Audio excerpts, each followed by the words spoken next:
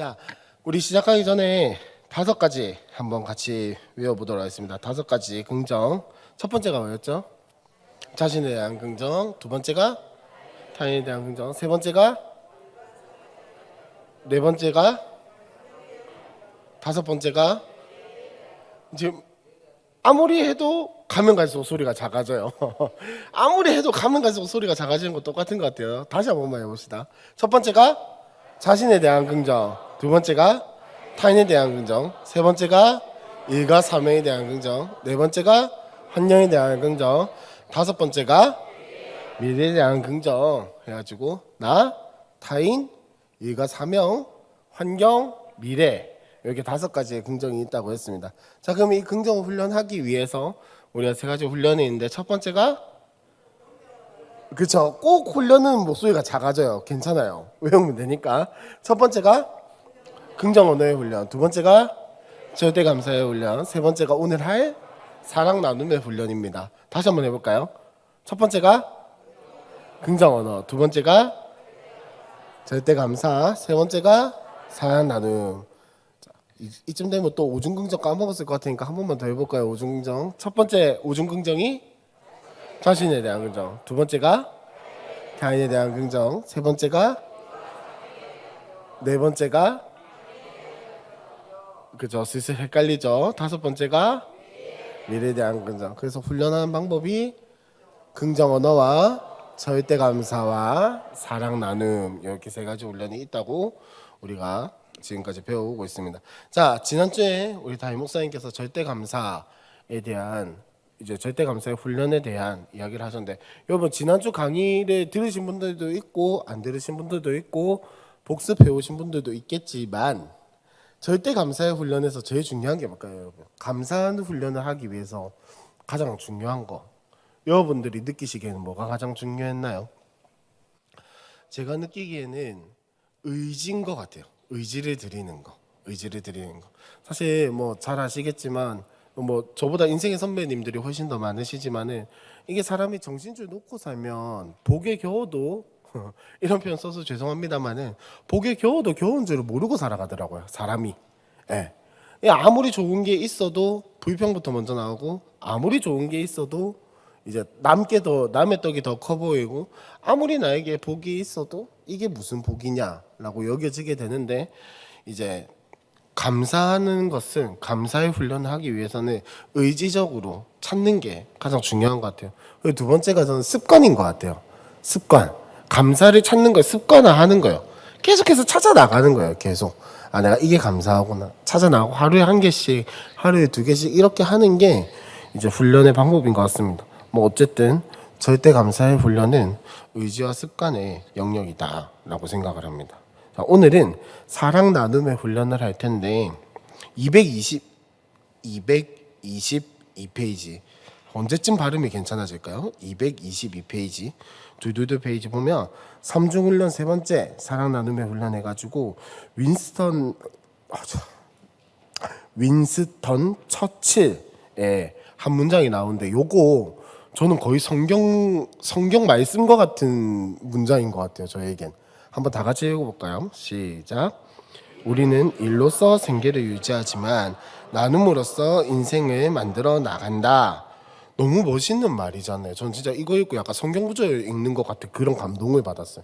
우리는 일로서 생계는 유지할 수 있지만은 그게 삶은 아니다라는 거예요. 나눔으로써 삶을 이어나갈 수 있다라는 겁니다. 그래서 사랑을 나누는 훈련을 하고 사랑을 나누는 연습을 하고, 우리가 사랑을 나누면서 살아갈 때 이 윈스턴 처칠이 어떤 사람입니까? 뭐 나쁜 사람은 아니지만은 기독교인은 아니었잖아요. 근데 이 사람이 말하는 게 거의 예수님의 사상과 거의 비슷한 것 같아요.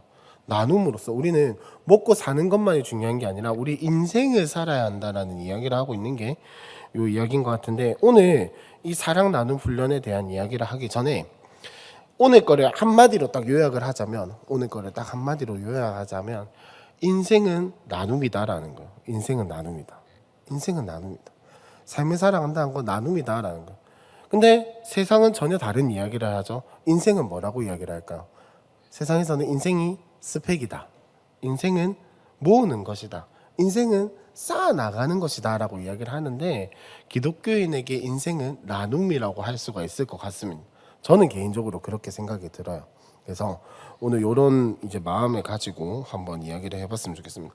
오늘 책 이거 딱 보니까는 처음에 이제 나오는 이야기가 요 책의 저자이신 이영훈 목사님의 요 어린 시절 할아버지의 모습을 보고 이야기를 한 것 같은데 이 이야기랑 가장 많이 닮은 사람이 저는 황동환 목사님의 아버님이라고 생각을 했어요. 우리 황 목사님 아버님 뭐 교회 개척하실 때 이야기를 많이 하시잖아요, 그죠? 이제 돈 벌어 오셔가지고 월급이 생기면 시멘트 사가지고 댐이란다 그 저수지에서 비벼가지고 벽돌 만들어서 올리고. 그러니까 이영훈 이 목사님의 할아버지도 마찬가지로 어떤 사람이라고 돼 있죠? 읽어보셨죠, 그죠? 가마를 사람들에게 나눠주고 또 들고 오면은 그 쌀을 다시 해가지고 나눠주고. 뭐 이게 부자고 말고의 문제가 아니라 이 할아버님은 이제 나눠주는 것 자체가 본인의 삶이었던 거죠. 어려운 사람들을 도와주고 하는 것들이 본인의 삶이었는데 223페이지 저기 두 번째 단락 세 번째 줄 네 번째 줄 보니까 이제 이렇게 이야기를 합니다. 성경의 모든 계명을 한마디로 축약하면 뭐라고요? 사랑이다. 사랑이다. 사랑은 율법의 완성이니라. 나눔이라는 것 자체가 사실은 사랑의 표현이라는 거예요. 나눔이라는 것 자체가 사랑이에요. 아니 간단하게 생각을 해서 우리가 연애할 때라든지 아니면 우리 집에 같이 사시는 왼수분이 아주 사랑스러울 때 그 옛날 오랜 옛날에 그러면 아주 사랑스러울 때는 어떻게 했죠? 내가 가진 것을 막 나눠주고 싶고 어떻게든 내 시간을 쪼개가지고 저 사람에게 헌신하고 싶고 어떻게든 내가 가진 것을 쪼개가지고 저 사람과 나누고 싶고 내가 사랑하는 사람한테는 뭘 어떻게 해서라도 나의 것을 나눠주고 싶은 게 사람의 마음이잖아요, 그죠? 이게 이제 가면 갈수록 사랑이 아니라 정으로 바뀌게 되고 왼수가 되게 되고 뭐 하여튼 뭐 여러 가지 과정이 있다마는 사랑을 할 때는 나의 것을 어떻게든 나눠주고 싶은 게 이게 모든 사람이 다 그런 것 같아요. 예, 아무리 우리가 흔히 말하는 죄인이라든지 악인이다 하더라도 자기 자식한테는 사랑을 나눠주는 게 사람의 인지상정이에요. 이게 뭐냐면은 사람의 속성이 아니라 사랑의 속성이 바로 나눔이라는 겁니다. 하나님께서 왜 제가 학교에서 공부를 하다 보면은 이런 학교에서 공부를 할 때 이제 이 질문에 대한 답을 찾기가 좀 어려웠어요. 뭐냐면은 제가 처음 이렇게 중고등부 아이들을 대할 때 애들이 물어봤던 게 전도사님, 하나님은 도대체 왜 사람을 굳이 만드셔가지고 굳이 죄를 짓게 하시고 굳이 또 예수님을 보내주시고 이런 번거로운 과정을 왜 하셨냐? 라고 하면서 하나님 혼자 계셨다면 이런 일을 안 해도 되는데 왜 이렇게까지 하셨습니까? 라는 질문을 굉장히 많이 들었거든요. 그리고 나서 저는 학교에서 열심히 공부를 했어요. 그 답을 찾아보려고. 근데 그 답을 찾기가 쉽지가 않더라고요. 뭐라 대답을 해야 하지? 아직도 사실은 그 답을 찾기가 너무 어려운데 하나님께서 세상을 왜 만드셨을까요? 왜 천지를 창조하시고 왜 사람을 만드시고 왜 우리를 이 모양 이 꼴로 살아가게 하셔서 왜 나를 힘들게 하시고 하나님 본인도 귀찮고 왜 그러셨을까? 한 번씩 그런 생각 안 해보셨나요? 제가 너무 좀 불손한 사상을 가지고 있나요? 한 번씩 그런 생각 안 해보셨어요? 너무 인생이 너무 힘들 때 하나님 왜 굳이 또 나를 만드셔가지고 하나님 입장에서는 굳이 만들 이유가 없는데 왜 굳이 귀찮게? 반응을 보니까 제가 잘못 일단 자 머릿속에 삭제하세요. 이 이야기에 대해서는 장난이고 하나님 입장에서는 그렇잖아요. 굳이 예수님 보내는 것도 마찬가지로 아니 저는 진짜 신앙이 너무 삐딱할 때 그 생각도 했어요. 아니 그냥 천지를 말씀으로 창조하셨는데 말씀으로 없애가지고 다시 말씀으로 창조하면 안 되나? 이 생각도 했었거든요. 하나님 입장에서는 그럴 텐데 제가 왜 이런 이야기를 드리냐면 하나님께서 왜 그러셨을까요? 사랑하셔서 보내주신 건 알겠는데 왜 굳이 그렇게까지 하셨을까? 바로 사랑의 속성이 뭐냐면은 확장되는 거예요. 여러분 한번 생각을 해봅시다. 한번 잘 생각해 보세요. 사랑하는 내가 누군가를 사랑해요. 내가 누군가를 정말 좋아해. 바람이 피라는 이야기는 아니에요, 여러분. 정말 사랑한다 칩시다. 내가 솔로일 때 어떻게 하죠? 그 마음에 꽁꽁 숨기고만 있나요? 아니죠. 보통 짝사랑할 때 제일 힘든 게 뭐냐면은 내 마음을 표현하고 싶은데 대놓고 표현은 못 하겠고, 근데 표현은 하고 싶고, 그죠 정연대? 짝사랑 안 해보 다 연애에 성공하셨어요? 짝사랑을 할 때 가장 힘든 거는 내 마음의 표현은 하고 싶은데 너무 표현하면 부담스러울 것 같고, 또 그렇다고 안 표현하자니 내 속이 답답해서 미칠 것 같고, 그게 짝사랑할 때 힘든 거잖아요, 그죠? 사랑 잘 생각해 보세요. 여러분 사랑을 하면 여러분들이 누군가를 만나서 사랑을 할 때 어떻게 하셨습니까? 어떻게든 만나려고 하고 그 사랑을 표현하려고 하고 나눠주려고 하고 내가 사랑을 하고 있다라는 것이 점점 확장이 되잖아요. 하나님도 마찬가지라는 거야. 하나님 자신이 사랑의 하나님이기 때문에 이 삼위 하나님의 공동체가 물론 완벽하긴 하지만은 이것만으로 막 끝나는 것이 아니라 이것을 점점 더 알리고 넓히고 보여주고 싶어 하셨다라는 게 하나님의 마음이란 거예요. 그래서 굳이 천지를 창조하셨고 사람을 만드셨고 그 사람과 사랑의 관계를 누리면서 또 사람과 사람 사이에도 이 사랑의 관계를 누리게 하심으로써 그 하나님의 참 사랑이 어떤 것인지를 확장시켜 나가고 싶은 게 하나님의 마음이다 하고 저는 글로 그렇게 배웠어요. 학교에서 그렇게 배웠어요. 글로. 근데 이게 우리의 삶에 드러나는 모습인 것 같아요. 여러분 진짜 사랑하는 사람한테 내 거를 꽁꽁 감추시나요?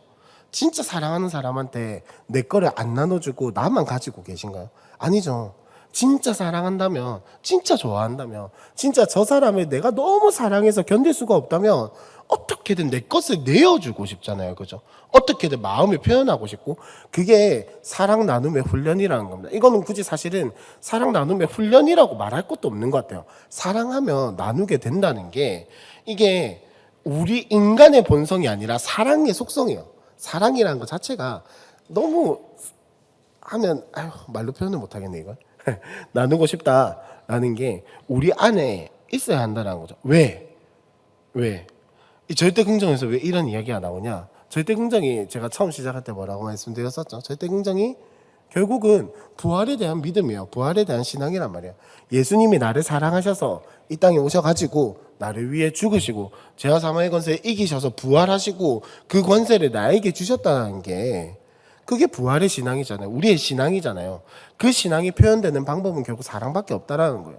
그래서 요거는 사실 훈련의 영역이라고 말하기도 좀 뭐하긴 하지만 사람의 속성상 이기적이고 나밖에 모르는 우리의 본성상 죄인의 본성상 이것을 훈련하지 않으면은 결국 우리의 본성에 가려울 수밖에 없다라는 또 어려운 단어를 쓰고 있네요. 아무튼 그렇다라는 거. 그래서 우리가 훈련을 해야 한다라는 겁니다. 넘어와서 자, 지금까지 서론이었고요.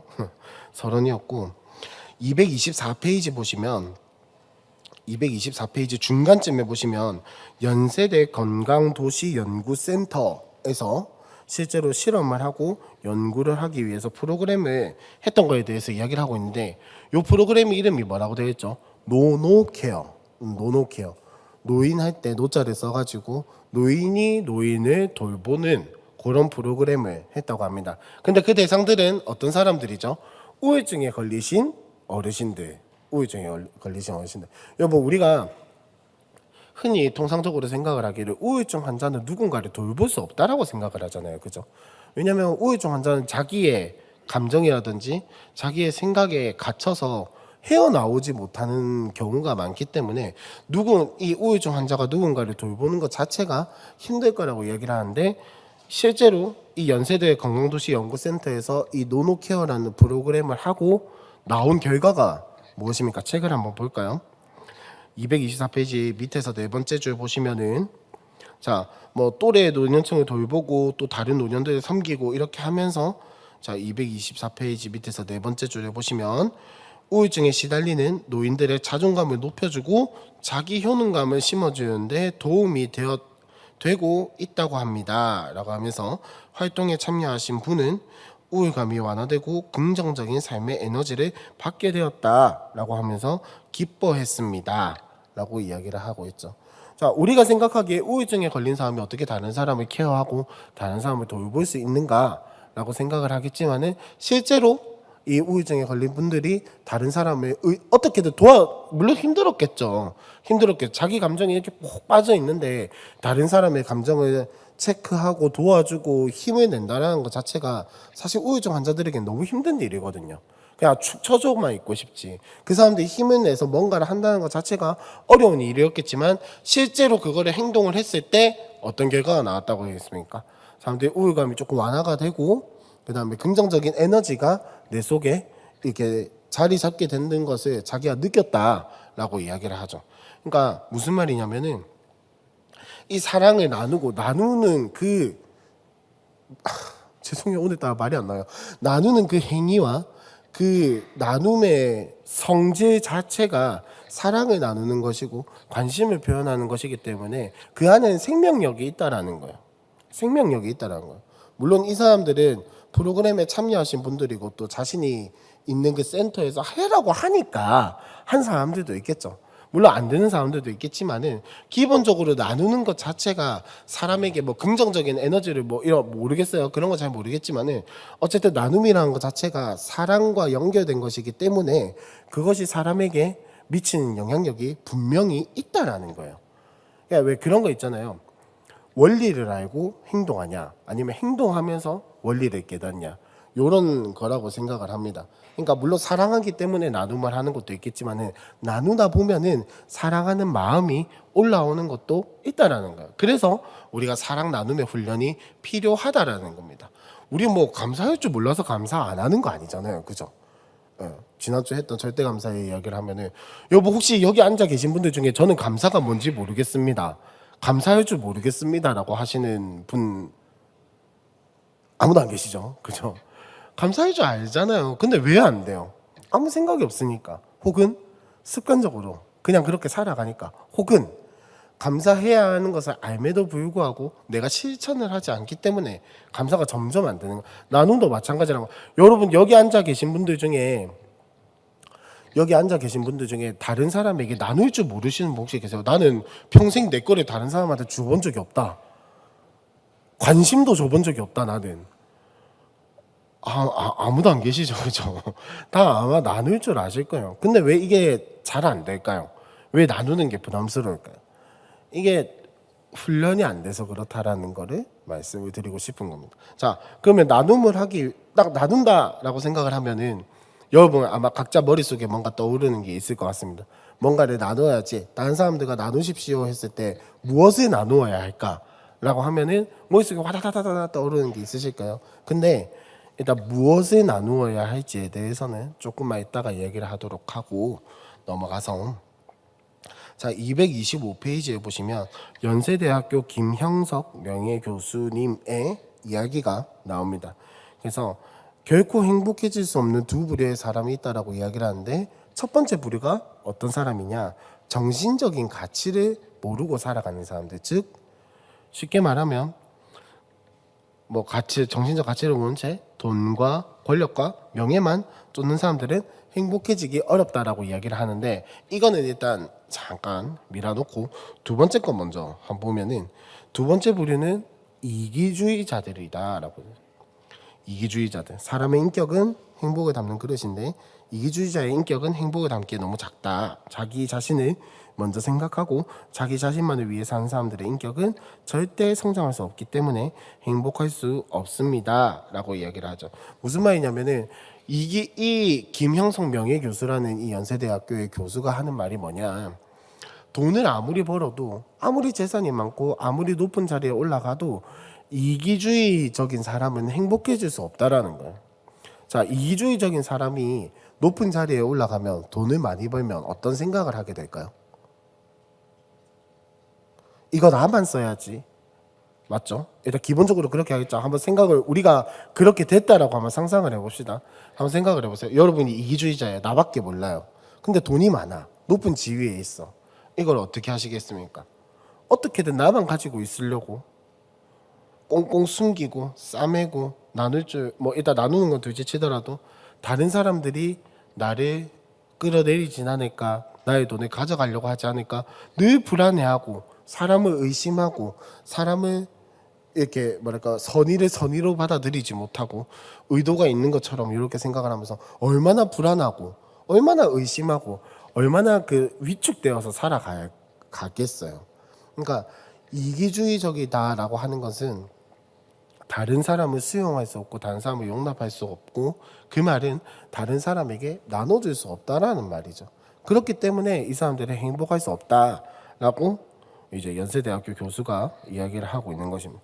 그래서 226페이지 첫 번째 줄에 보시면 사랑 나눔은 사랑을 받는 상대방뿐 아니라 사랑을 행하는 사람 역시 행복하게 만듭니다. 나눔을 행하는 그 사람의 마음과 정신과 육신을 치료하고 강건하게 합니다. 진정한 행복과 건강은 사랑을 나누고 실천하는 것에서 비롯되기 때문입니다. 라고 하면서 밑에 이제 버클리 대학교 아시죠? 거기서 쥐를 가지고 흥미로운 실험을 했는데 한번 안 읽어보신 분들은 눈으로 한번 쓱 훑어보세요. 읽어보신 분들은 다시 한 번만 더 읽어봐 주세요. 자, 눈으로 한번 쭉 살펴보셨겠지만은, 자, 이 실험이 뭐냐면은 쥐를 3마리 키우는데 한 쥐는 혼자만 있게 하고, 한 쥐는 다른 쥐들이랑 같이 넣어놓고, 한 쥐는 마지막 3번째 쥐는 사람의 손바닥 이렇게 하면서 애완동물 키우듯이 그렇게 키웠다라는 거예요. 자, 첫 번째 쥐는 며칠을 살았다고 돼 있죠? 600일. 두 번째 쥐는 700일. 세 번째 쥐는 950일을 살았다라고 되어 있습니다. 뭐 사람의 손을 탄 게 얼마나 건강에 더 영향을 미쳤는지 정확하게 알 수는 없지만 이 실험에서 이야기를 하는 게 뭘까요? 동물도 이렇게 다른 것들과 유대 관계를 맺어 나가면서 이제 그렇게 한다라고. 제가 이 이야기를 보면서 무슨 생각이 들었냐면, 옛날에 저는 어릴 때 어디 뭐 하면서 놀았냐라는 그 질문에 뭐가 제일 많이 생각이 나요. 첫 번째는 저희 집 앞에 있었던 작은 골목에서 그 술래잡기 하면서 놀았던 거. 그게 제일 먼저 생각이 나고요. 두 번째는 뭐가 생각나냐면 제가 다니던 초등학교 뒤편에 보면 약간 처음 모르겠어요. 그게 지금은 안 가봐서 모르겠는데 뒤에 그 초등학교 뒤편에 오솔길 같은 게 살짝 있고 개울가 같은 게 있었어요. 희한하죠. 저 90년대 초등학교 다녀. 뭐 그렇게 막 80년대, 70년대가 아니란 말이에요.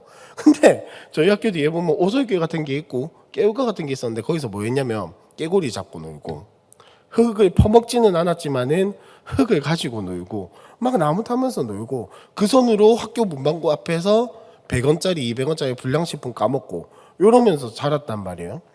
근데 제가 어떤 이야기를 들었냐면 애들이 막 흙 만지고 이런 거 있잖아요. 흙 만지고 이렇게 하면서 놀고 그 더러운 손으로 먹고 이러는 게 너무 나쁜 것만은 아니다라는 이야기를 들었어요. 그러니까 실제로 그렇게 어느 정도 이제 너무 더럽지만은 않은 약간 뭐랄까 그 애매한 어떤 경계선에 있는 그렇게 자라났을 때 오히려 몸의 면역 체계라든지 이런 것들이 더 훨씬 건강해질 수 있다라는 그런 연구를 제가 본 적이 있어요. 그 저는 그러면서 그 생각을 했죠. 아, 뒷산에서 나무 타고 놀던 게 헛거는 아니었구나 라고 하는 생각. 뒷산에서 깨구리 잡았던 게 헛거는 아니었구나 하는 생각을 참 많이 했었거든요. 제가 생각해보면 그래요. 개구리 막 알 낳았을 때 있잖아요.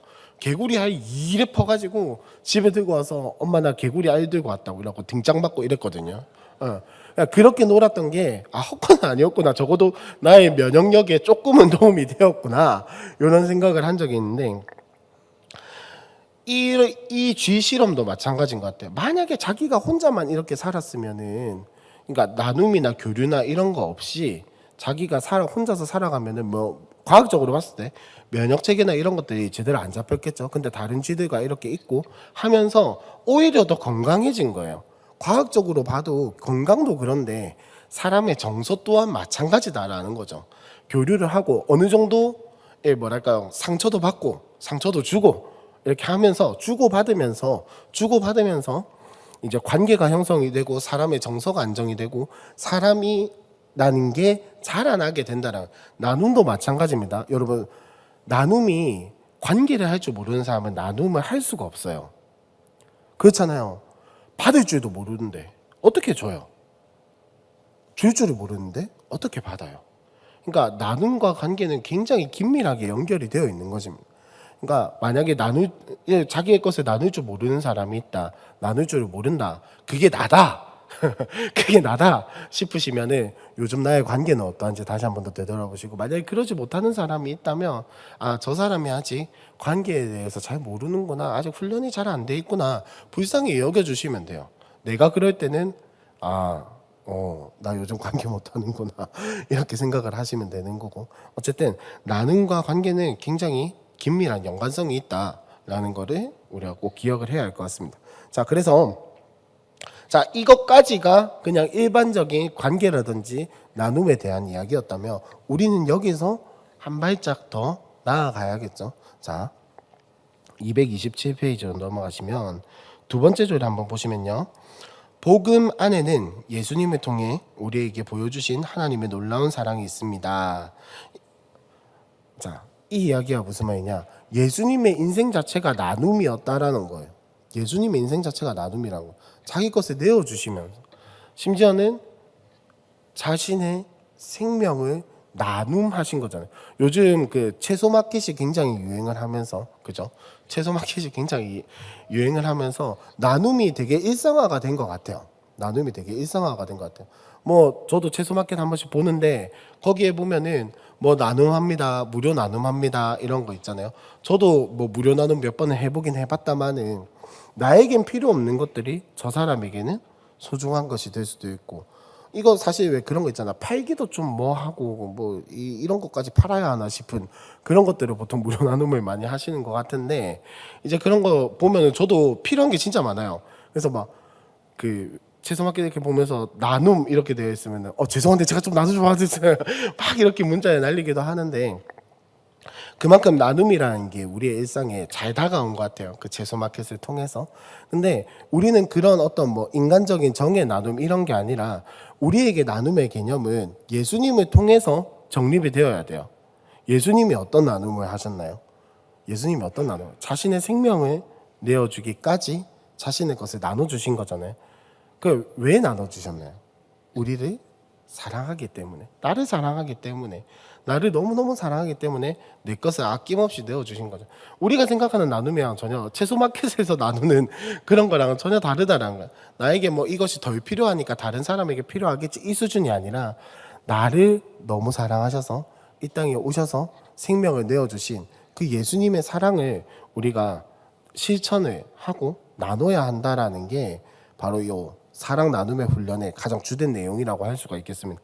그래서 슬슬 이제 조금 잠이 오기 시작하니까 중간에 있는 요한일서 4장 10절의 말씀을 우리 한번 다 같이 읽어봤으면 좋겠습니다. 요한일서 4장 10절, 사랑은 여기 있으니부터 우리 한번 다 같이 읽어보겠습니다. 시작.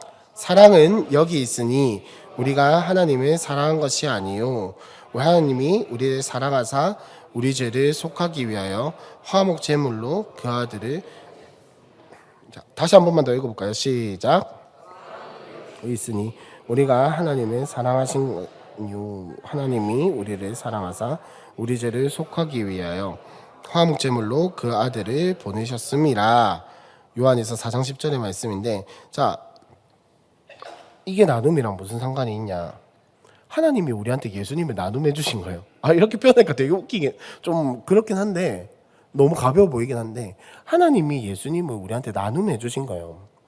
생명을 주셨잖아요. 예수님이라는 그 존재를 우리한테 나눠주신 거예요. 그러면 여러분, 우리가 이번에 전도하기로 많이 작정을 했잖아요. 지난주에 작정했잖아요. 그죠? 우리가 복음을 전하는 것부터가 나눔이라는 거예요. 우리가 가진 하나님의 사랑을 여러분들이 나눠주시는 거예요. 전도해가지고 뭐 반드시 교회를 데리고 오면 좋겠죠. 그렇게 해서 열매를 맺으면 좋겠지만은, 기본적으로 여러분 전도하는 것은 내가 가진 사랑을 나눔하는 거예요. 여러분 참 신기한 게요, 사람이 진짜 영적인 동물 이런다는 게 어디서 티가 나냐면, 우리가 사랑 없이 교회를 데리고 오려고만 하면 진짜 귀신같이 알아요. 사람들 진짜 귀신같이 알아요. 한번 여러분 이렇게 말해도 되는지 모르겠지만 한번 실험해 보세요. 진짜 아무 사랑 없이 그냥 저 사람 교회 한번 데리고 가봐야겠다라는 생각만 가지고 그 사람한테 한번 접근하고 잘해보세요. 귀신같이 알아요. 여러분이 교회 다닌다는 사실을 안다면, 모른다면 또 모르겠는데, 여러분들이 교회 다닌다는 것을 그 사람이 안다면 진짜 귀신같이 알아요. 갑자기 잘해주고 이러면은 네 교회 데리고 가려고 그러지 이런. 진짜 귀신같이 알아요. 그러면 보통 이런 질문이 나왔을 때 여러분 교회 데리고 와지던가요? 보통 이런 질문 나오면 일단 실패해요. 거의 한 7, 80% 실패해요. 왜? 그 사람은 이 사람이 나를 이렇게 나눠주는 것이 나를 사랑해서 그런 것이 아니라 뭔가 의도와 목적을 가지고 자신의 이익을 취하기 위해서 나에게 나눠주는 것이구나 라고 귀신같이 한단 말이에요. 근데 뭐 이 사람이 뭐 교회를 언제 오겠노 싶은 마음으로, 하지만 사랑하는 마음으로 한 사람을 섬기고 한 사람에게 잘해주다 보면은 지가 먼저 물어봐요. 내 교회 가도 되냐고. 그죠? 이런 경우는 다들 아마 한 번쯤은 한번 있으시죠? 있다고 하고 넘어갑시다. 대답은 하지 마시고 한 번쯤은 다들 있으시잖아요. 그죠? 나는 진짜 아무런 뭐 교회 가자는 마음도 없이 정말 사랑해서 섬겼는데 그 사람이 어느 순간 그 나눔을 받고 사랑을 받고 하나님에 대해서 궁금해하고 예수님에 대해서 궁금해하고 복음에 대해서 교회에 대해서 관심을 보이기 시작하는 거, 어쩌면은 여러분들도 그렇게 교회에 오게 되신 분들도 아마 있으실 거예요. 무슨 말이냐? 나눔에 가장 필요한 것은 뭐냐면은 나눔에서 가장 필요한 거는 내가 뭔가 가지고 있는 것도 아니고, 나눔에서 가장 필요한 것은 내 마음이 넓은 것도 아니고, 나눔에서 가장 필요한 건 뭐냐면은 하나님의 사랑이 내 안에 있어야 한다라는 거. 하나님의 사랑이, 내가 진짜 그 하나님과의 관계가 있어야만이 나눠줄 수 있어요. 그러지 않으면은 그냥 인간적인 나눔밖에 되지 않습니다. 그러니까 혹시 전도하고 싶다면 저부터 마찬가지지만은 전도하고 싶다면 진짜 하나님의 사랑을 나눠주겠다, 내가 받은 사랑을 거저주겠다라는 마음으로 영혼을 대하고 사람을 만나고 이야기를 하는 것이 가장 중요한 것 같아요.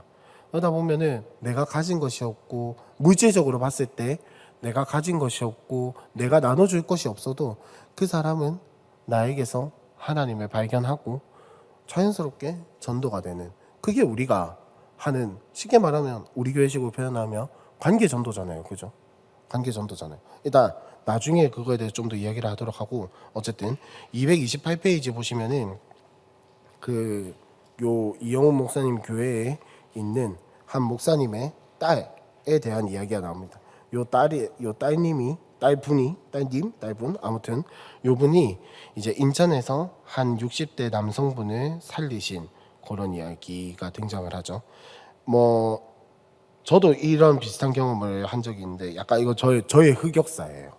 예전에 이제 차를 타고 밤에 무슨 모임을 갔다가 고신대에서 야경이 보고 싶다 해가지고 고신대학교로 올라갔다가 내려오는 길이 있어요. 아시는 분들은 아시겠지만 고신대학교 정문에서 남포동 쪽으로 내려가려면은 가다 보면 사회복지관이 하나 있거든요.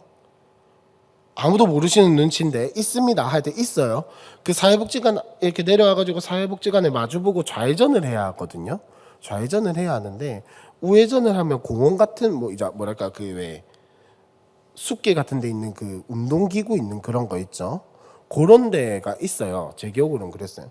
하여튼 그렇게 하는 코너바리에 코너에 사람이 한 명 쓰러져 있었어요. 사람이 한 명, 그러니까 쓰러져 있었겠죠. 일단 저는 운전하면서 봤으니까. 근데 저는 그게 노숙자인 줄 알았어요. 왜냐하면 그때가 따뜻했을 때였거든요.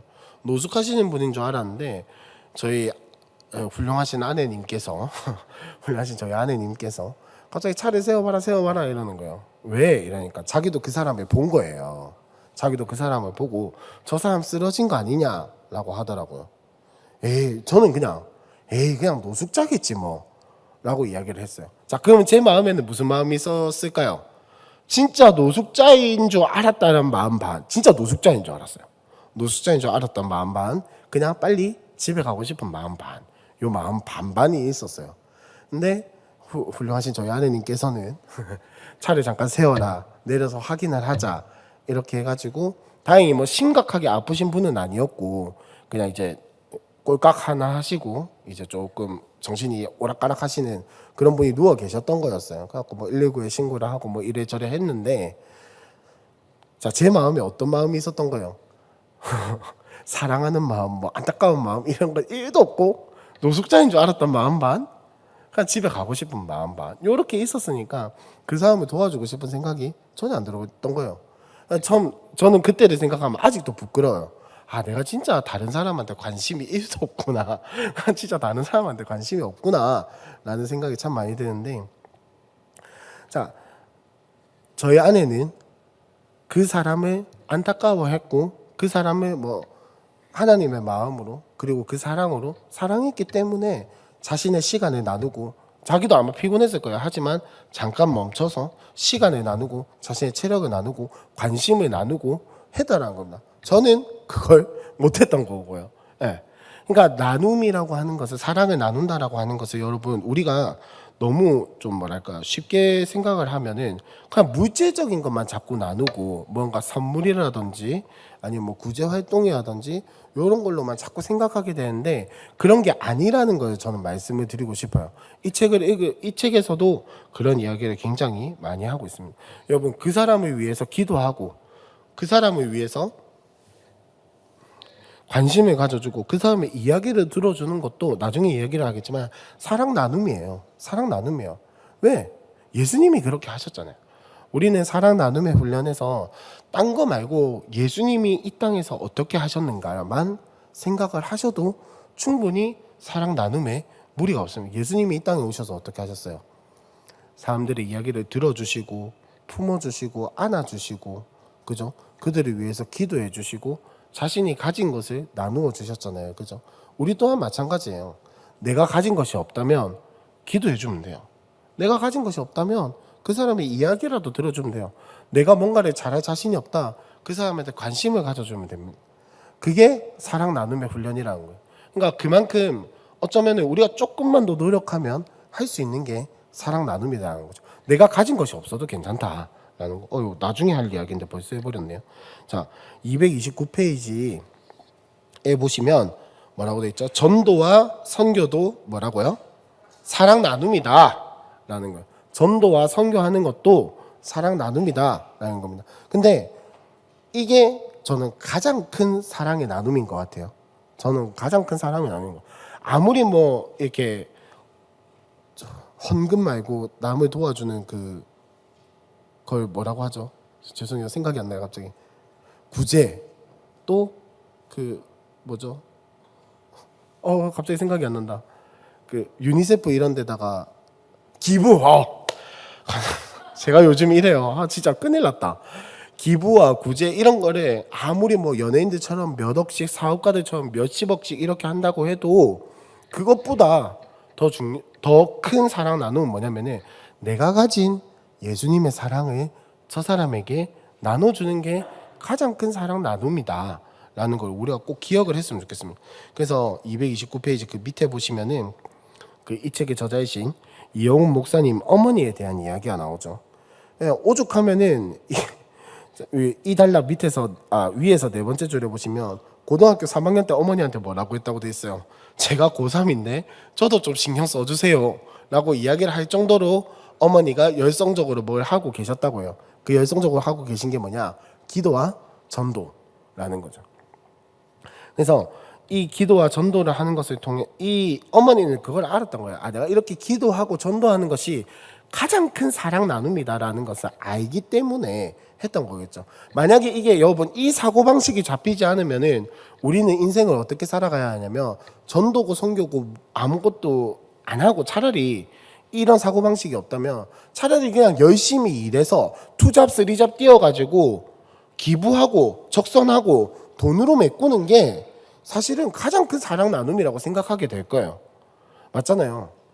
여러분 이 하나님에 대한 사랑을 잘 모르면은 그냥 내가 어떻게든 열심히 돈 벌어가지고 물질적인 것으로 돕고 물건으로 돕고 뭔가로 이렇게 돈으로 돕는 것이 가장 큰 사랑 나눔이라고 생각할 수밖에 없어요. 왜? 이 시대는 돈이면 다 되는 세상이잖아요, 사실. 그죠? 그러니까 저는 누군가 그랬어요. 누군가 저한테 그러더라고. 돈으로 행복을 살 수 없다는 말에 나도 동의를 한다. 봐요. 저 어린 아이도 동의를 하잖아요. 그죠? 자기도 그렇게 생각한다는 거. 근데 돈으로 행복할 수 있는 기회는 얼마든지 살 수 있다라고 이야기를 하더라고요. 그 말에 저는 아니라고 말하고 싶은데 반박할 거리를 찾지 못했어요. 이 시대에서 돈으로 행복을 살 수 없는 건 맞는데 돈으로 행복해질 기회를 다른 사람들보다 많이 살 수 있다라는 그 말에 반박할 거리를 못 찾았어요. 그만큼 돈이면은 이 세상은 다 되는데 하나님에 대한 사랑이 없다면은 돈이면 다 되는 세상의 최고는 뭐예요? 돈이잖아요. 돈으로 해결하면 되죠. 근데 지금 그게 아니다라는 이야기를 하고 싶은 거예요. 여러분 여기에 빠지지 마세요 제발. 그게 아니다라는 거예요.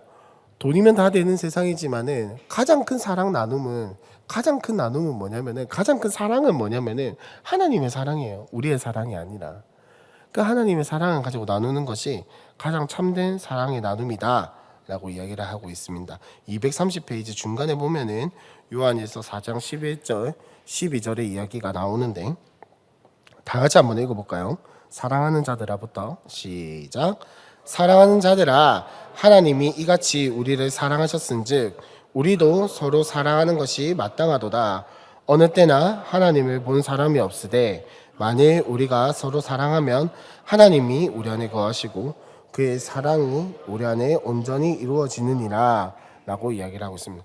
그 위에 단락 첫 번째 줄부터 보시면 복음을 전한다는 것은 단지 말로만 예수님을 믿으세요 라고 외치는 것이 아니라 복음을 통해 하나님의 사랑을 경험한 사람이 직접 그 사랑을 나누는 것입니다 라고 되어 있죠.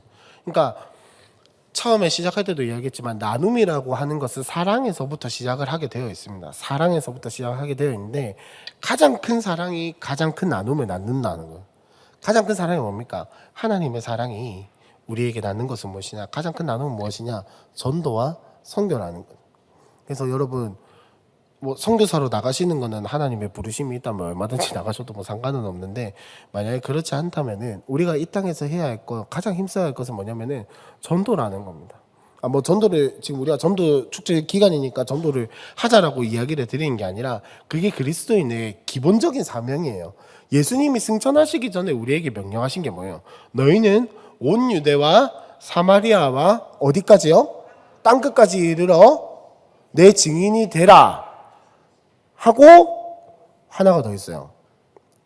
증인이 되고 모든 족속을 뭘로 삼아서? 제자로 삼아서 아버지와 아들과 성령의 이름으로 세례를 베풀어라 라고 이야기를 하셨죠. 그러니까 전도하고 사람을 품고 양육해내고 그 사람을 키워나가는 것이 모든 그리스도인의 사명이에요. 은사를 받은 전도의 은사를 받았다 이렇게 이야기를 많이 하죠.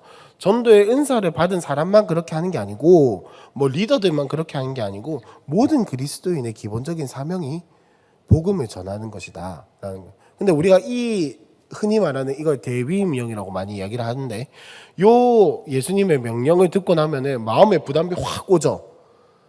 나도 막 어디 나가가지고 막 피켓 들고 전도해야 할 것 같고 막 몇천 명씩 막 이렇게 사람 만나가지고 전하고 데리고 와야 하고 이렇게 경험을 느낄지도 모르겠지만은 여러분 몇천 명을 만나는 가장 쉬운 방법을 알려드릴까요? 몇천 명을 만나는 가장 쉬운 관심 없으시면 넘어가고 관심이 없으신 것 같으니까 그냥 넘어갈까요? 감사합니다. 저 관심을 굉장히 좋아해서 몇천 명을 만나는 가장 쉬운 방법은 뭐냐면 일주일에 한 명씩만 만나세요. 생각을 해보세요. 일주일에 한 명씩을 만나면 1년에 몇 명이죠? 52명. 그러면 그게 20년이 쌓이면 몇 명입니까? 1000명. 40년이 쌓이면 2000명. 근데 만약에 내가 여력이 좀 돼서 중간중간에 한 명, 두 명씩 더 만났다. 이러면은 일주일에 3000명, 일주일에 3000명이 너무 많다. 10년에 3000명 이렇게 만날 수도 있는 거예요, 여러분. 근데 여기에서 우리가 한 가지 착각에 빠지는 게 뭐냐면 내가 만나면 다 전도해야 한다라고 생각을 해요. 내가 복음을 전하면 저 사람은 다 교회를 와야 한다라고 다 예수 믿어야 한다라고 생각을 해요. 근데 여러분 믿게 하시는 이는 누굽니까? 하나님이시잖아요. 내가 믿게 해요? 아니잖아요. 그럼 내가 만나는 모든 사람이 다 예수를 믿을까요? 안 믿을까요? 안 믿잖아요. 여러분 주위에 여러분이 관계하시는, 그리고 또 여러분의 오랜 VIP를 한번 생각해 보세요. 여러분이 그 사람에게 복음을 몇 번을 전했습니까? 여러분이 그 사람에게 교회를 가자라고 몇 번의 이야기를 하셨어요. 여러분이 그분들을 얼마나 많이 섬기셨어요. 내 힘으로는 안 된다라는 거예요, 여러분. 몇천 명을 만나고 막 사람 만나서 전도하고 이런 거에 있어서 아마 우리에게 가장 큰 부담이 뭐냐면은, 내가 전도하면 저 사람이 교회를 와야 할 텐데, 이런 마음이 가장 부담스러우실 텐데, 그 마음을 우리가 내려놓자라는 거예요. 그것도 어떻게 보면 여러분, 그 사람에게 내가 사랑을 줬으니 그 사람이 당연히 해야 할 것은 교회로 오는 것이다 라고 생각하는 우리의 이기심인지도 몰라요. 나눔이란 거 그런 게 아니잖아요. 여러분 혹시 채소마켓에서 나눔을 해보셨는지 모르겠지만은, 나눔하실 때 뭐 돈 주고 나눔 받아오시나요? 아니죠. 다 그냥 받아오시잖아요. 우리가 전도하는 것도, 사랑을 나누는 것도, 전도라는 그 사랑 나눔도 마찬가지라는 겁니다. 우리는 그냥 나눠주는 것일 뿐이에요. 그 사람이 받고 고마워하든지, 그 사람이 받고 기뻐하든지, 아니면 그 사람이 받고 뭐 언짢아 하든지, 그거는 그 사람의 소관일 뿐이지 우리의 그 영역이 아니란 거예요. 그리고 그걸 받고 믿게 하시는 분은 저 사람도 아니고 나도 아니고 하나님이시라는 거예요. 우리는 믿고 맡기는 거 말고는 답이 없는 거예요. 믿고 맡기고 우리가 하는 일은 사랑을 나누어 주는 거, 그거 말고는 우리가 할 일이 사실은 크게 있다 없다? 없다라는 겁니다. 예. 갑자기 전도까지 흘러가 버렸는데, 어쨌든 이렇게 사랑 나눔을 하면서 보면은 231페이지 자 위에서 보시면 이러한부터 보시면, 이러한 사랑 나눔을 통해 세상 사람들은 우리를 주목하는 것이 아니라 우리를 구원하신 예수님을 보게 될 것입니다. 여기서 기독교의 놀라운 비밀이 숨어 있는 거예요. 여기서 기독교의 놀라운 비밀이 숨어 있는 거예요. 내가 전도하려는 목적이 없어도, 내가 저 사람 뭐 이렇게 교회를 데리고 오려는 이런 거 안 해도, 내가 저 사람에게 사랑을 나누어주고 내가 받은 그 하나님의 사랑을 조금이라도 그 사람에게 흘려보내게 된다면, 그 사람들은 내가 잘나고 내가 뭘 나눠주고 이걸 보는 게 아니라 내 뒤에 계신 하나님을 보고 자기가 먼저 하나님에 대해서 관심을 가지게 된다니까요. 그게 우리가 열린 모임 하면서 관계 전도하고 이러는 거에 핵심적인 요소예요. 그러니까 여러분 지금 전도축제 기간이잖아요, 그죠? 다들 작정하셨죠? 네, 대답소리가 영 시원찮긴 한데 작정을 하신 줄로 믿고. 3교구 작정하셨죠? 그죠? 3교구는 그냥 안 넘어갑니다. 다들 작정하셨죠? 그죠? 그 사람들에게 아마 이번에는 교회에서 또 선물을 준비하고, 여러분들이 이제 그 사람들에게, 여러분이 작정하신 분들에게 좋은 선물을 해드릴 수 있도록 교회에서도 많이 준비하고 애쓸 텐데, 여러분 그것보다 중요한 건 뭐냐면, 선물을 주고 안 주고를 떠나서 내가 그 사람에게 사랑을 나누어 주는가, 내가 그 사람에게 사랑을 나누어 주는가, 이게 가장 중요합니다. 뭐 이거는 전도에서만 이야기를 했지만은 우리 공동체 내에서도 마찬가지입니다, 여러분. 특히 여기 앉아 계신 분들, 세장, 부세장 이렇게 리더분들이 많으신데, 그죠? 리더분들이 많으신데, 아니면은 뭐 교회학교 교사나 이렇게 섬기시는 분들이 많으신데, 그렇게 섬기시면서 중요한 건 뭐냐면은, 물론 이제 뭐 일을 잘한다든지, 그 사람에게 밥을 많이 사준다든지, 신방을 사줘간다든지, 뭐 여러 가지가 중요하겠지만은, 그것보다 중요한 건 뭐냐면은, 진짜 내가 사랑을 나누고자 하는 마음으로 그 사람을 대하고 있는가, 진짜 내가 나눠주고자 하는 마음으로 그 사람을 대하고 있는가. 이게 참 그런 것 같아요. 섬기다 보면은 나도 모르게 그런 생각이 들어요. 제일 많이 하는 생각, 이마이 섬겼으면, 이마이 섬겼으면 저 사람도 좀 변해야지. 이마이 섬겼으면 지도 정신을 차려야지. 이마이 섬겼으면 지도 돌아오는 사람이면 이런 말 진짜 많이 하잖아요, 그죠? 근데 저는 가급적이면 안 쓰려고 하는 말이긴 해요. 저도 이제 한번 좀 열받고 이러면은, 특히 이제 없죠, 청소년부 애들한테 지가 사람이면 이런 생각 진짜 많이 하거든요. 근데 가급적이면 안 쓰려고요. 왜? 내가 뭐 받으려고 나눠주는 거 아니잖아요. 예수님이 나한테 뭔가를 얻어내시려고 저한테 생명 주신 거 아니잖아요. 예수님이 저한테 뭔가를 저의 인생을 받기 위해서 자신을 내어주신 게 아니죠. 나를 사랑해서 자신을 내어주신 것인데, 나는 어느 순간 내가 나눠준 것으로 인하여서 뭔가를 받아내려고 하고, 내가 사랑을 나눠준 것으로 인해서 뭔가를 얻어내려고 하고, 내가 사랑을 나눠준 것으로 인해서 뭔가 어떤 효과라든지 결과라든지 이런 걸 보기 원하는 내 자신을 볼 때 아, 내 안에 예수님의 사랑이 없구나라는 생각을 참 많이 하게 되더라고요. 그래서 요 가급적이면 사람이면 뭐 이마에 섬겼으면 이런 말 가급적이면 하지 맙시다. 저는 그렇게 말씀드리고 싶어요. 안 하는 게 좋을 것 같아요. 안 하는 게 좋을 것 같아요. 왜? 그래 치면 예수님이 저한테 그 말을 제일 자주 하셔야 할 것 같아요. 야 현준아, 내가 이마에 니를 섬겼는데, 내가 이마에 니를 사랑하는데 니는 언제까지? 아유, 이 말 진짜 저한테 많이 하실 것 같은데 예수님 저를 우리를 그렇게 사랑해 주시지 않으셨잖아요, 그죠? 그 이야기를 하고 있는 겁니다. 그래서 보니까 뭐 우리 교회도 사실 그런 거 많이 하잖아요. 지난주란다. 아유, 지난번에 크리스마스 때 우리 뭐 했죠? 다 셀별로 매칭해가지고, 그죠? 파출소, 뭐 소방서, 뭐 여러 군데 가가지고 우리가 사랑을 나누고. 여러분 혹시 거기 가보신 분들은 느끼셨겠지만은 거기 가셨을 때 내 돈, 물론 교회 지원비도 있었지만은 내 돈 내서 물건 사가지고 그냥 주고 오는데 기분이 어떻던가요? 막 마음이 막 그저 따뜻해지고 막 풍성해지고 막 말로 할 수 없는 어떤 반짝반짝거림이 막 내 마음속에 있는 것 같고, 그죠? 생각을 해보세요. 내 돈 주고 사서 그냥 주고 온 거예요. 생면부지의 사람한테. 어쩌면 내가 평생 갈 일이 없는 파출소라든지 소방서라든지 나랑 전혀 상관이 없는 아파트 경비실이라든지 뭐 양로원이라든지 이런데 아무 상관없는데 내 돈 주고 선물을 주고 왔는데 내가 받는 것이 없음에도 불구하고 마음이 괜찮아져요. 우리 좀 있으면 이제 이번 주 토요일 밤에 계란 또 한 5만 개가 들어올 거예요. 그 다음 주에 또 5만 개가 올해도 10만 개입니다. 올해도 10만 개인데 여러분 이거 제가 작년부터 이렇게 해오면서 계산을 해봤는데 해가 가면 갈수록 물가가 오르면 오를수록 교회에서 부담하는 돈도 점점 커져요. 이게 계란만 해도 뭐 돈이 몇백의 단위가 아니거든요. 몇 천의 단위로 넘어가거든요. 계란만 해도 몇 천의 단위로 넘어가는데 왜 교회에서 이런 걸 감당을 해야 할까요? 왜 이렇게 할까요? 왜 담임 목사님이 이 사업이라고 해야 할까요? 훈련 프로그램 뭐 아무튼 이 계란 나눔을 왜 매년 하실까요?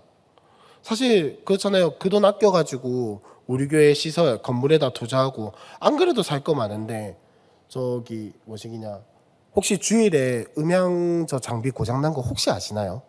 지금 요 손 쭉 뻗어 나가 있는 것도 그거 때문에 손이 쭉 뻗어 나가 있는 건데 제가 그 장비의 가격을 듣고 진짜 깜짝 놀랐어요.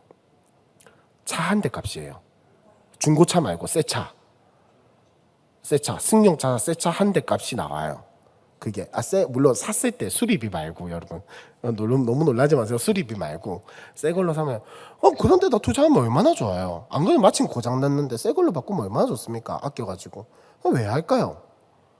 왜 할까요? 사랑을 나눠야 하기 때문에. 진짜 사랑한다면 나누기 때문에. 그래서 올해도 구청에도 나눠줄 거고 시청에도 나눠줄 거예요. 통화는 다 됐어요. 나눠주기로 이야기가 됐고 지금 하필이면 또 이제 선거가 얼마 남지 않다 보니까는 조금 조심스러운 부분이 없지 않아 있기는 한데 어쨌든 잘 이야기해서 나눠주기로 했습니다. 왜 할까요? 왜 할까요? 그냥 단순히 나눠줘야 하기 때문에. 그러면은 조금 축소시키면 되겠죠. 맞죠? 굳이 이렇게 크게 할 필요가 없잖아요. 왜? 왜? 우리에게 돌아오는 게 아무것도 없을지도 모르는데 왜? 하나님이 우리를 그렇게 사랑하셨기 때문에, 예수님이 나를 사랑하셨기 때문에 그 사랑이 나눔으로 흘러갈 수밖에 없다라는 거. 그거를 우리가 꼭 기억을 했으면 좋겠습니다. 그래서 231페이지 보시면은 사랑의 근육을 키우라라고 되어 있는데 결국 나눔도 마찬가지로 내가 의지적으로 습관적으로 훈련을 해야 하는 영역이라는 사실을 꼭 잊지 마시길 바랍니다. 해야 돼요. 해봐야 할 수 있어요.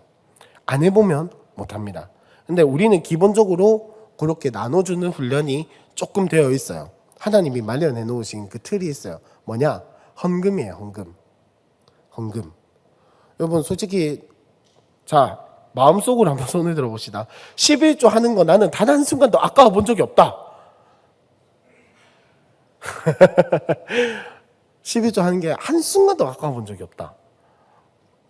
라는 분은 뭐 저기 하늘에 올라가셔야 할 것 같고 11조 하는 게 가끔 아깝고 그죠? 야, 근데 우리는 기본적으로 헌금을 하면서 나눠주는 훈련이 기본적으로 되어 있다라는 거.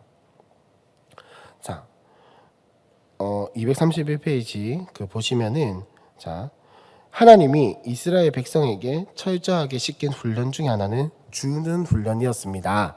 라고 이야기를 하면서 이삭의 이야기 또 헌금의 이야기 또 등등등등 이런 것들을 이야기를 하고 그 다음 페이지 넘어가면은 우리 뭐 이런 이야기 참 많이 듣죠, 그죠? 돈을 빌려줄 때 우리 교회에서도 그렇게 권면을 드리지만은 돈을 빌려줄 때 받을 생각하지 말고 내가 안 받을 걸 생각하고 줄 수 있는 만큼 줘라라고 이야기를 하죠. 그 다음에는 받든지 안 받든지 아예 그냥 까먹어 버려라 이 이야기를 참 많이 하는데 요것 또한 주는 훈련이라는 거죠. 이제 죄송합니다. 넘어갈게요. 자, 이것 또한 주는 훈련이다. 그래서 우리는 헌금을 하고 이런 것들을 통해서 물론 하나님께로 온 것을 하나님께로 드리는 것이긴 하지만은 기본적으로 우리는 주는 훈련이 어느 정도 되어 있다라는 거예요. 근데 여기서만 그치지 마시고요. 여기서만 그치지 마시고 여러분 주변에 있는 사람들에게 조금 더 나누어 주는 훈련을 한번 해보셨으면 좋겠습니다. 물질적인 것도 괜찮고 관심도 괜찮고 이래저래 괜찮으니까 뭐 무엇을 나누어 줘야 하느냐에 대해서는 조금만 더 이따가 얘기를 하도록 하고 자, 그 다음 두 번째로 이 사랑 나눔의 훈련을 위해서 필요한 것은 뭐냐면은 저 사람에게 관심을 가지는 겁니다. 저 사람에게 관심을 가지는 거. 자, 233페이지 저기 밑에 보시면은 사랑을 잘 나누려면 사람들의 필요에 대한 민감성을 갖는 것이 중요합니다 라고 되어 있죠. 자, 여러분 저에게 지금 가장 필요한 게 뭘까요? 관심. 전 관심을 좋아하니까 관심이 필요하기도 하죠. 저에게 가장 지금 필요한 게 뭘까요? 잘 모르시겠죠, 그죠? 여러분 저에게 관심이 없다는 소리는 장난이고, 여러분 누군가에게 무언가 선물을 해줄 때 관심이 있는 사람이면 그 사람에게 무엇이 필요한지 딱딱딱딱 알아요. 근데 관심이 없으면은 뭐 주지 이러다가 결국 스타벅스 상품권 기프티콘 이렇게 하나 보내고 물론 그게 잘못됐다는 거 아닙니다. 여러분 주지 말라는 소리가 아니에요. 저한테 주신 분들한테 일단 죄송하고 뭐 그런 비하하려는 의도는 아니었고 그렇게 된다라는 거예요. 그러니까 그 사람에게 진짜 나눠주기 위해서는 그 사람에게 무엇이 필요한지를 내가 먼저 관심을 가지고 그 사람의 필요에 대해서 내가 관심을 기울여 주는 게 사랑 나눔의 훈련에 있어서 필요하다라는 겁니다. 아니 저 사람이 뭐가 필요한지 저 사람에게 지금 무엇이 필요한지 모르고 나눠줄 수 없잖아요. 예를 들어서 제가 지금 제일 필요한 게 뭐 물이라고 칩시다. 근데 저는 물이 필요한데 여러분들이 자꾸 저에게 막 휴지 주고 펜 주고 종이 주고 이러면은 저는 그게 나눔이라고 생각을 할까요? 저 사람이 나를 사랑한다라고 생각을 할까요? 아니죠. 여러분들도 한번 여러분들의 입장에서 한번 생각해 보시면 여러분들이 필요한 게 아닌데 사람들이 자꾸 막 이렇게 죽으면은 물론 이제 처음에는 관심으로 느껴지죠. 그 사람들이 관심이 없다라는 것이 아니라 정말 나에게 필요한 것 작지만은 정말 나에게 필요한 것을 내가 받았을 때 큰 감동을 받잖아요. 그죠? 그리고 저 사람이 정말로 나에게 사랑을 베푸는구나 라는 것을 느껴지는 것처럼 우리도 사랑 나눔 훈련을 할 때 일단 제일 먼저 필요한 것은 그 사람에게 관심을 가지는 거. 그 사람에게 관심을 가져서 그 사람이 무엇이 필요한지. 쌀이 필요한 사람한테 연탄을 줘봤자 무슨 의미가 있겠습니까? 배가 고픈 사람한테 책을 줘봤자 그죠? 극단적으로 표현을 하면 좋아할까요? 싫어할까요? 싫어하겠죠. 그런 것과 마찬가지다라고 생각을 하면 되겠습니다. 그래서 233페이지 제일 밑에 줄에 보시면 예수님과 같이 다니던 그 군중들에게 관심이 있었기 때문에 내가 무리를 불쌍히 여기노라 그들이 나와 함께 있은지 이미 사흘이 지났으나 먹을 것이 없도다. 만일 내가 그들을 굶겨 집으로 보내면 길에서 기진하리라. 그 중에는 멀리서 오는 사람들도 있느니라 라고 이야기하고 예수님은 같이 다니는 무리들에게도 항상 관심이 있으셨다는 거예요. 저 사람이 어디서 왔는지 물론 뭐 지역이나 이런 것들은 잘 모르겠지만은 저 사람이 어떤 사람이 멀리서 왔다는 것도 알고 이 사람들이 며칠 동안 밥을 제대로 못 먹었다는 것도 잘 알고 계셨어요. 그렇기 때문에 4,000명을 먹이시는 기적을 예수님이 보여주신 거죠. 왜? 지금 그 사람들에게 필요한 것은 배고픔을 해결하는 것이기 때문에. 그래서 여러분, 예수님이 치유사역 하실 때도 잘 보시면요, 어떤 사람한테는 죄의 문제를 다루시고 병을 고치시기도 하고, 어떤 사람한테는 일단 낫게 해준 뒤에 이야기를 하기도 하세요. 그죠? 그런 앞뒤 순서가 왜 바뀐 걸까요? 그 사람에게 가장 필요한 것을 먼저 해결해 주시는 거예요. 먼저 해결해 주시는 거예요. 예수님도 그렇게 사역을 하셨다라는 것을 알 수가 있습니다. 그래서 235페이지 제 위에 보시면, 사랑을 실천하려면 예수님처럼 사람들이 필요로 하는 것이 무엇인지를 늘 살펴야 합니다. 그 필요가 육체적인 것인지 물질적인 것인지 정신적인 것인지 영적인 것인지를 분별하고, 그것을 어떻게 채워줄지 하나님의 지혜와 공급을 구해야 합니다.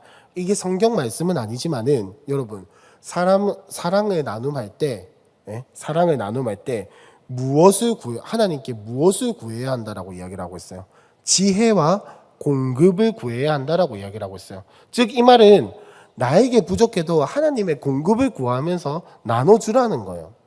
이게 성경 말씀이 아니기 때문에 뭐 100%다 이렇게 말씀을 드릴 수는 없겠지만, 우리가 나눔을 할 때 하나님 앞에 구해야 하는 것은 어떻게 나눠줄지 지혜를 구하고, 무엇을 나눠줄지 지혜를 구하고, 또 내가 나눠줄 수 있도록 주님 나를 도와주십시오, 나에게 공급하여 주십시오 라고 기도해야 한다는 겁니다. 그럼 여기서 조금 더 결을 이어나가서 전도할 때도 마찬가지예요. 여러분, 내가 무엇을 말해야 할지, 주님, 내가 저 사람을 만나서 무슨 말을 해야 할까요? 어떻게 이야기를 해야 할까요? 어떤 방법으로 섬겨주어야 할까요? 주님, 지혜를 주시고 내가 저 사람을 섬길 수 있는 공급을 허락하여 주십시오. 그 공급에는 여러분, 물질적인 것만이 공급이 아니라는 점을 꼭 명심을 하셨으면 좋겠습니다. 나의 영적인 상태, 나의 정서적인 상태, 그 모든 것들이 하나님께로부터 공급이 되었을 때에야 우리가 나눔을 잘 실천을 할 수 있는 겁니다. 그러니까 우리가 구해야 할 것은 지혜와 더불어서 은혜와 사랑과 또 나에게 필요한 모든 것들을 하나님께서 공급해 주시기를 구하면서 나아가야 한다는 겁니다. 그러니까 나눔에 있어서 물질적인 것만이 절대적이 아니라는 것 또한 우리가 꼭 기억을 했으면 좋겠습니다. 그래서 그 밑에 보시면 작은 것이라도 나누는 삶이라고 되어 있죠. 뭐 구두수성공 집사님이 이야기 나오는데, 일단 요거는 넘어가서 저기 제가 재밌게 봤던 부분이 어디냐면은 237페이지 보시면, 일본의 사회적 기업 테이블 포2에서는 2007년부터 20엔 기부 운동을 시작했습니다. 지금 엔화가 비율이 많이 떨어져서 1엔에 10원이 안 되는 거 혹시 아시나요? 1엔에 10원이 안 되거든요. 그러니까 20엔이라고 해봤자 우리나라 돈으로 한 뭐 180원, 190원 어간 왔다 갔다 하는 그런 돈일 거예요. 한 끼에 여러분 180원, 한 끼에 그냥 200원이라고 칩시다. 단순하게 계산해서 한 끼에 200원이면 하루에 얼마예요? 하루에 600원. 한 달에 18,000원. 그죠? 이 돈이 큰가요? 한 달에 18,000원? 그렇게 크지 않죠. 그죠? 누구나 하루에 600원 정도는 꼬박꼬박 모을 수 있을 거예요. 어쩌면은 그냥 월급 들어왔을 때 5만 원 턱 기부하는 게 훨씬 더 효율적일지도 모르겠지만은, 자, 이 기부 운동이 시작한 게 뭐냐? 점심 식사를 할 때마다 20엔을 뺀 다이어트 식단을 선택을 해서, 그리고는 이 돈으로 다른 나라의 밥을 굶는 아이들을 도울 수 있도록 했습니다. 우리 왜 국제 구호 단체나 이런 데서 많이 이야기를 하는 게 뭐죠? 뭐 1,000원이면은 이 아이들에게 뭐 물을 몇 리터 줄 수 있습니다. 이런 구호들이 여러분, 그냥 물론 이제 어느 정도 그들도 구호 자금 마련을 위해서 홍보적인 목적을 띠고 이야기를 하는 것이겠지만은, 우리한테는 작은 것이 다른 사람들에게는 크게 여겨질 수도 있다라는 거. 자, 이 말은 뭐냐면은 우리가 작은 것부터 나눔을 하는 훈련을 여러분들 꼭 했으면 좋겠다라는 이야기입니다. 그냥 나에게 작은 것이 저 사람에게는 크다, 뭐 반드시 그런 것이 아니라 나에게는 정말 별 것이 아닌 것부터 나눔을 시작하는 것이 다른 사람에게는 분명히 의미 있는 일이 된다라는 거예요. 여러분, 하루 한 끼에 200원, 점심에 200원씩 아끼는 거 쉬울까요? 어려울까요? 하려면은 뭐 모르겠어요. 꾸준히 이어질지 안 이어질지는 잘 모르겠는데 하려면 얼마든지 할 수 있는 거잖아요. 그죠? 내가 하루에 뭐 커피 한 잔을 더 마신다든지 아니면 내가 하루에 뭐 그렇잖아요. 줄일 수 있는 방법 얼마든지 많은데 이런 것부터 에이 뭐 이거 한다고 뭐 되겠나 라는 생각은 잠깐 내려놓으시고 그것부터 우리가 나눔을 훈련을 했으면 좋겠다라는 거. 자, 그래서 그 밑에 237페이지 그 밑에 단락에 보시면은 자, 전성실 선생님이라는 분의 이야기가 나오는데 2007년에 미국 버지니아 공대에서 있었던 그 총기 난사 사건 혹시 아시나요? 기억나시나요? 그죠? 어렴풋이 기억이 나실 거예요.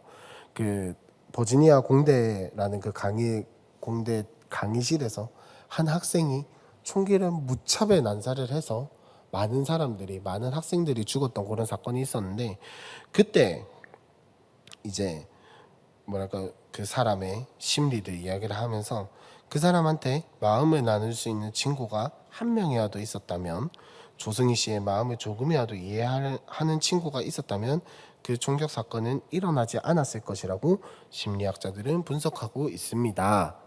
이게 무슨 말이야? 쉽게 말하면 이 총기 난사를 했던 이 학생에게 가가지고 너 요새 뭐 힘든 거 없니?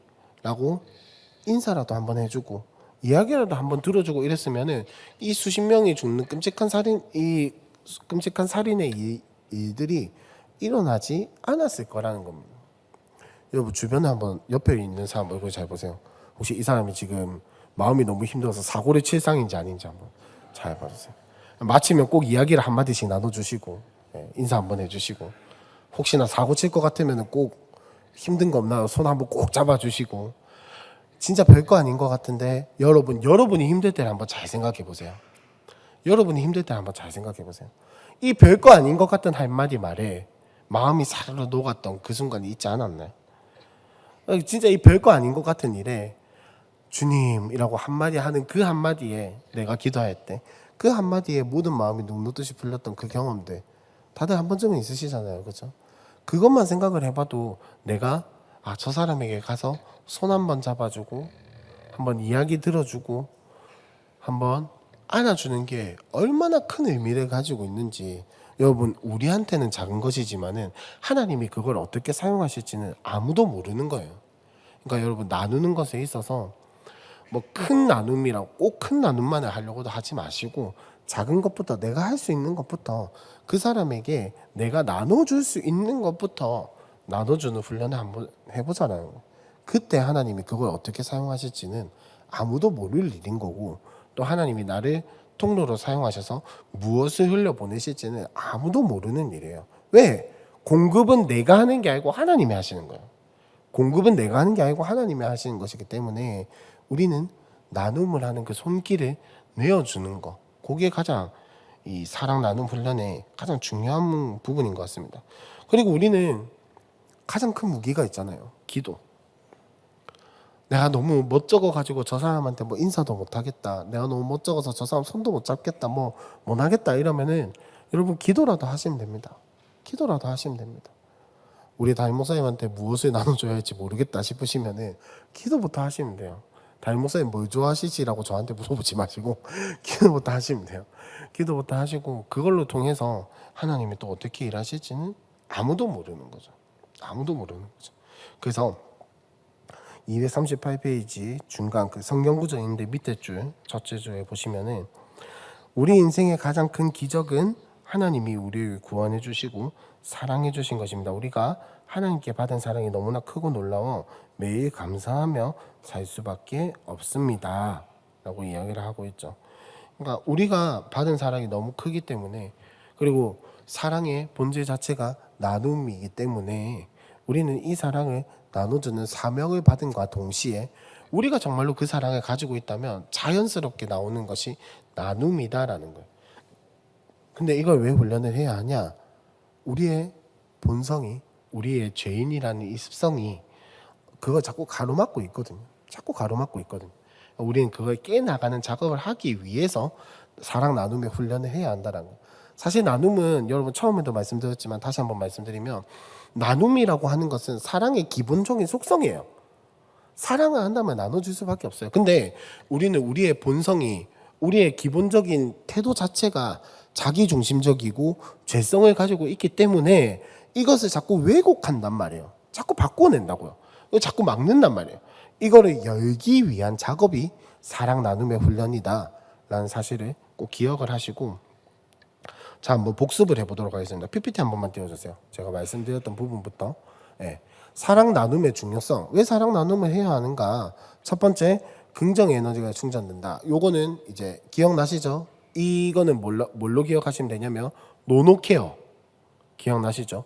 그걸로 기억을 하시면 되겠고, 두 번째, 행복의 열쇠가 된다. 세 번째, 인생의 가장 중요한 사명을 이룬다. 예, 요 세 가지입니다. 그 다음에 사랑 나눔, 그 다음 거 한번 넘겨주시겠어요? 사랑을 나누는 방법은 첫 번째로 사랑의 근육을 키워라. 습관화하라는 거죠. 습관화. 노력을 하라는 거죠. 두 번째, 기도와 사랑으로 복음을 전하라. 왜? 복음이 가장 큰 사랑의 나눔이기 때문에. 그 다음에 세 번째, 사람들의 필요에 민감하라. 마지막 네 번째, 작은 것이라도 나누라. 이 작은 것에는 기도도 포함이 되는 겁니다. 아시겠죠? 자, 그 다음 페이지 넘겨주시면, 뭐 이렇게 쎄빠지게 이야기를 했지만은 제일 중요한 건 뭐냐면은 복음 전파가 가장 큰 사랑 나눔의 행위라는 겁니다. 여러분, 그 사람에게 무엇을 도와줘야 할지 모르겠고 어떤 사람에게 무엇을 해야 할지 모르겠다면 기도해 주시고 복음을 전하시면 됩니다. 그게 가장 큰 사랑 나눔의 방법이에요. 그리고 어쩌면은 내가 하는 것보다 더 크게 사랑을 나눠줄 수 있는 방법이기도 하고요. 그래서 자, 위에 보시면 복음에는 절대 긍정의 하나님의 사랑과 예수님의 생명이 담겨 있다라고 하죠. 우리 이거 알잖아요. 저거 혹시 모르시는 분 계세요? 복음에 뭐가 담겨 있는지 잘 모르시는 분 혹시 큐티 학교 다시 들어보시기 바랍니다. 잘 모르시면 복음에 뭐가 들어있는지 우리 다 알잖아요, 그죠? 근데 왜 이걸 안 나눠주냐고요. 여러분, 복음에 뭐가 담겨 있는지 잘 아시잖아요. 복음을 어떻게 나눠줘야 하는지도 잘 아시잖아요. 잘 모르시는 분위기인 것 같은데 아시잖아요. 근데 왜 복음을 안 전하시냐고. 왜 복음을 안 전하시냐고. 복음을 전하는 게 가장 큰 사랑 나눔이에요. 우리가 만약에 내가 진짜 가진 것이 없다, 물론 그럴 수도 있죠. 근데 가장 큰 사랑 나눔은 바로 복음을 전하는 것입니다. 마지막으로 이 이야기만 하나 하고 마치려고 하는데, 저 이야기를 복음 전파는 가장 큰 사랑 나눔의 행위라는 것을 성경에서 가장 적나라하게 보여주는 사건이 뭐냐? 성전 미문 앞에서 베드로가 그 나이 때부터 걷지 못하는 사람에게 기적을 베풀어서 일으킨 이야기. 그때 제가 가장 좋아하는 성경 구절이에요. 거기가 가장 좋아하는 성경인데, 거기서 베드로가 뭐라고 이야기를 합니까? 은과 금은 내게 없거니와 내게 있는 이것을 네게 주노니 나사렛 예수 그리스도의 이름으로 일어나 걸으라라고 이야기를 하잖아요. 근데 제가 지난번에도 한번 말씀드린 것 같은데, 그때 베드로가 돈이 정말 없었을까요? 아니라니까요. 그때 분명히 구제하기 위해서, 돕기 위해서 어느 정도의 금액을 지참하고 다녔을 거란 말이에요. 근데 왜 지한테 은과 금이 없다라고 이야기를 해요? 은과 금이 왜 없다라고 이야기를 해요? 그것도 주고 복음도 전하고 하면 얼마나 좋아요, 그죠? 근데 그게 그 사람에게 필요한 게 아니라는 걸 알았기 때문에, 어쩌면은 베드로는 복음 전파가 가장 큰 사랑 나눔의 행위라는 것을 알았기 때문에 그렇게 행동을 한 거겠죠. 그래서 여러분, 만약에 나눔이 정말 힘드시다 하면은 이 베드로의 이야기를 꼭 생각해 보시길 바랍니다. 정말로 내가 나눌 것이 없다라고 생각이 드시면 이 베드로의 이야기를 한번 생각을 해보세요. 그러면서 여러분이 이렇게 기도했으면 좋겠습니다. 하나님, 내게 은과 금은 없지만은 저 사람에게 내게 있는 나사렛 예수 그리스도의 이름을 전하기 원합니다.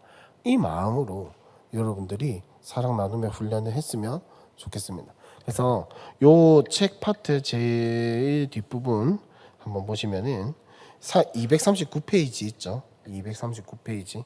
그래서 사랑 실천 선포 예시문이라는 것이 있는데, 자, 요 밑에 예시문들을 한번 눈으로 쭉 한번 그냥 한번 훑어보시죠. 훑어보시면,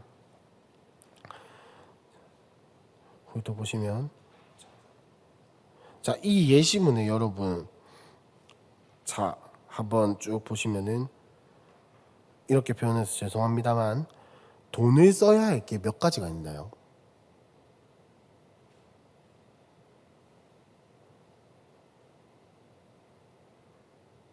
해봤자 세 가지밖에 없어요.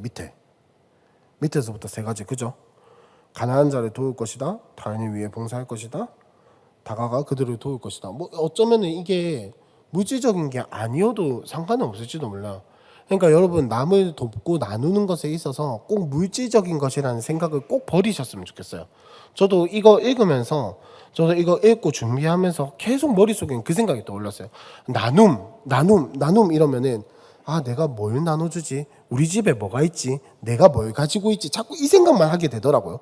물질적으로 내가 뭘 가지고 있는지, 물질적으로 내가 뭘 나눠줄 수 있는지 자꾸 생각하게 되는데 지금 그걸 이야기를 하는 게 아닙니다. 기도와 관심, 사랑, 복음, 우리는 이것만 나눠줘도 충분하다라는 거예요.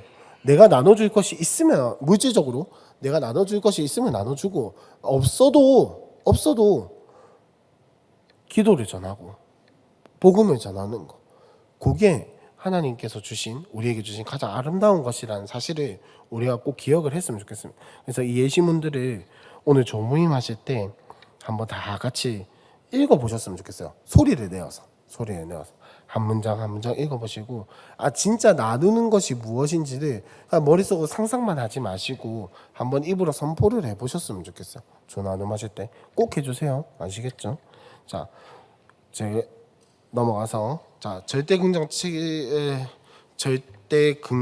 지수 체크리스트를 한번 체크해 봅시다. 한번 체크해 보시고 몇 점이 나오시는지.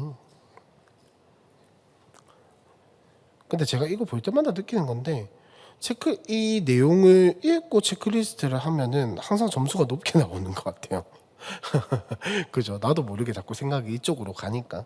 그래도 한번 체크해 보시면서 내가 정말로 사랑 나눔을 하고 있는지, 혹은 나는 이렇게 나의 것만을 챙기려고 이기적인 그런 모습이 있지는 않은지 다시 한번 더 점검해 보셨으면 좋겠습니다.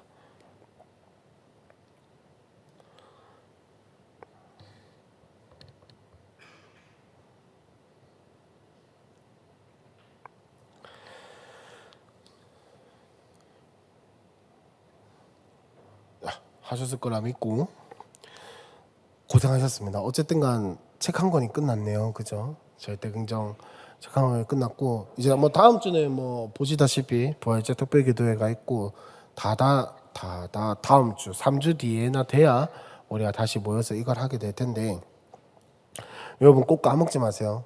절대 긍정을 꼭 까먹지 마시고 우리가 이 세 가지 훈련을 해야 한다는 걸 까먹지 마시고 특별히 오늘 사랑 나눔에 대한 이야기를 했으니까 사랑 나눔의 훈련에 있어서 여러분들이 꼭 훈련을 하셨으면 좋겠습니다.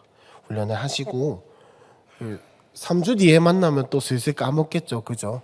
그때는 또 가면 갈수록 소리가 점점 더 다가실 텐데 꼭 기억하시고 여러분 절대 긍정을 외우시면서 내가 그만큼 가치 있는 존재고 존귀한 존재다라는 사실을 꼭 기억을 하셨으면 좋겠습니다. 꼭 기억을 하시고 그렇게 했으면 좋겠고 오늘 조모임 하실 때는 첫 번째 아까 말씀드렸던 이거 사랑 실천 선포 예시문 조끼리 다 같이 한번 모여서 조금 귀찮고 좀 멋쩍겠지만은 한 줄 한 줄 다 같이 한 번씩 선포하면서 읽어보시고 두 번째로 나눠보실 게 두 개가 있어요. 잘 기억해 주세요. 첫 번째는 내가 나눔을 하는데 가장 방해가 되는 것이 무엇인가? 내 마음속에 내가 나눔을 할 때 가장 방해가 되는 게 무엇인가? 뭐 내 재산, 내 통장 잔고일 수도 있고 뭐 나의 이기심일 수도 있고 한데 그런 거 한번 구체적으로 이야기를 해보셨으면 좋겠어요. 내가 뭔가를 나누려고 할 때 가장 걸림돌이 되었던 거, 마음에 걸렸던 것들이 무엇인지. 그 다음에 두 번째로 나눠보실 것은 뭐냐? 이건 뭐 나눔이라기보다는 결단인데요. 내가 한번 실천을 해보겠다. 요 사랑을 나눠보겠다 하는 대상을 한 명 꼭 정해봤으면 좋겠어요. 한 명. 또 뭐 덜도 말고 더도 말고 딱 한 명만 내가 이번 주 집에 돌아가서 이 사람에게 사랑 나눔을 실천해 보겠습니다. 그것이 무엇이 되었건 100원짜리 하나라도 100원짜리 하나는 너무 작은가요? 아무튼 뭐가 되었건 내가 사랑 나눔을 이 사람에게는 꼭 실천을 해보겠습니다. 라고 하는 사람 한 명씩 꼭 나눠봤으면 좋겠습니다. 할 게 총 3가지예요. 그리고 보니까 첫 번째는 요 선포 예시문을 한 문장 한 문장 읽어보는 거. 두 번째는 나에게 걸림돌이 되는 것이 무엇인지 나누어 보는 거. 세 번째는 누구에게 실천을 해볼 것인지 결단하는 거. 한 명. 그렇게 세 가지를 꼭 조모임 때 나눠주셨으면 좋겠습니다. 자, 기도하고 조모임 하러 가겠습니다. 하나님 감사합니다. 우리 이 자리에 불러주시고 오늘도 이 사랑 나눔의 훈련의 부분들을 나누면서 주님 우리에게 주신 사랑을 다시 한번 더 기억하게 하시고 또 이 사랑이 우리를 통하여서 전하여져야 한다라는 것을 기억하게 하여 주심에 감사드립니다. 그러나 하나님, 우리가 이 나눔을 물질적인 것만으로 생각하려고 하는 것이 아니라 우리가 이 나눔을 우리가 받은 그 사랑처럼 거저받은 것을 흘려보내는 그 사랑 나눔이 될 수 있도록 또 우리의 본성과 우리의 죄성 때문에 이것들이 막히는 일이 없도록 주님 우리에게 지혜를 더하여 주시고 공급하여 주시옵소서. 모든 것 예수님의 이름으로 기도합니다. 아멘.